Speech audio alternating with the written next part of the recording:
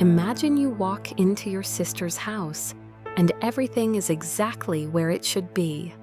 Her coat is on the hook, her car's in the driveway. But your sister, gone, and her 11-month-old baby is sitting alone in a high chair, crying. Nobody knew what happened to Cindy Wanner. For 35 years. This case went cold before the internet even existed. The suspect vanished off the face of the earth, and the family had to live with zero answers for over 3 decades. But y'all, last month, in April 2026, this case finally got blown wide open.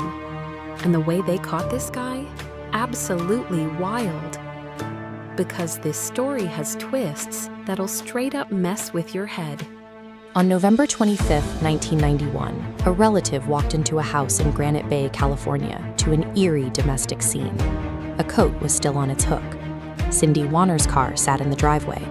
Inside, her 11-month-old daughter was crying alone in a high chair. But Cindy was gone. Cindy was 35 years old, a mother of 2 who traveled to her sister's home every Monday to clean. It was a routine chore just days before Thanksgiving. The timeline for the abduction was incredibly tight. Her sister left the house at 12:30, and Cindy's husband arrived to drop off firewood at 1:15. That leaves a 45-minute window for a stranger to enter the home and abduct Cindy without being seen. There were no signs of a struggle. The front door was unlocked, but the house was otherwise undisturbed. This lack of disruption suggested an organized predator who could secure a victim and vanish in a quiet neighborhood without leaving a trace. The first lead appeared 9 days later when someone used Cindy's ATM card. However, by the time investigators arrived at the bank to view the surveillance footage, the tape had already been recorded over. 3 weeks after she vanished, a quail hunter found Cindy's body in a remote wooded area near Forest Hill, approximately 40 miles away from where she was taken. The autopsy revealed a horrifying detail. Cindy had not been killed immediately.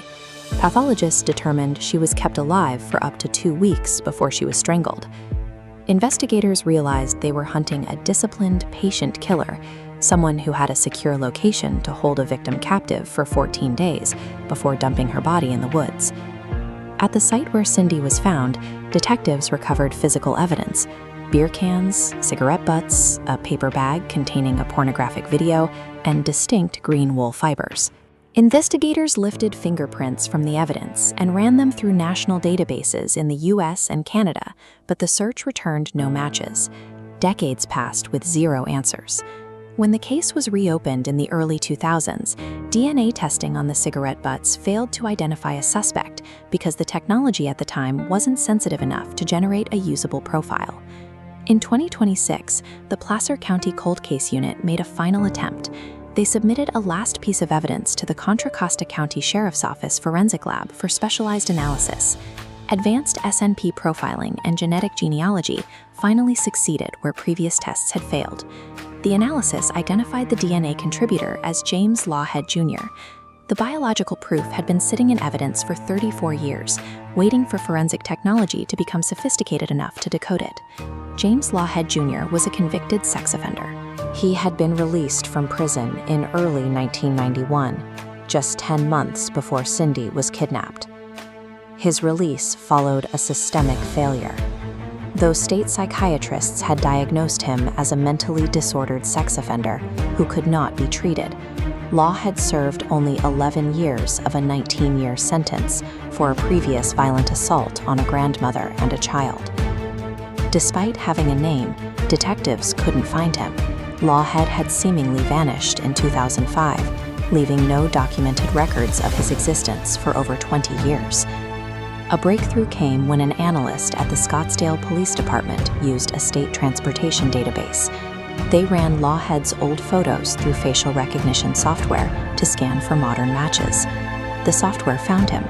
Lawhead was living under the alias Vincent Reynolds in Bullhead City, Arizona.